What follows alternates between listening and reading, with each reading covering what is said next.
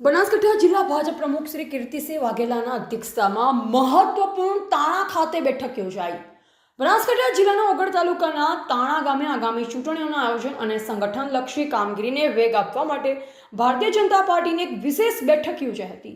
આ બેઠકમાં જિલ્લા ભાજપ પ્રમુખ શ્રી કીર્તિસિંહ વાઘેલા ખાસ ઉપસ્થિત રહ્યા અને કાર્યકર્તાઓ સાથે સીધો સંવાદ સાધ્યો હતો અને બેઠકને સંબોધતા જિલ્લા પ્રમુખ શ્રી કીર્તિસિંહ વાઘેલાએ જણાવ્યું કે મજબૂત સંગઠન જ ભાજપના વિજયનો મૂળ આધાર છે। ભાજપની સાચી શક્તિ તેના પાયાના કાર્યકર્તાઓ છે। દરેક કાર્યકર્તાઓ પરિશ્રમ અને પક્ષ પ્રત્યેનું સમર્પણ જ ભાજપને હંમેશા વિજયના શિખરે પહોંચાડે છે તેવો મને દ્રઢ વિશ્વાસ છે।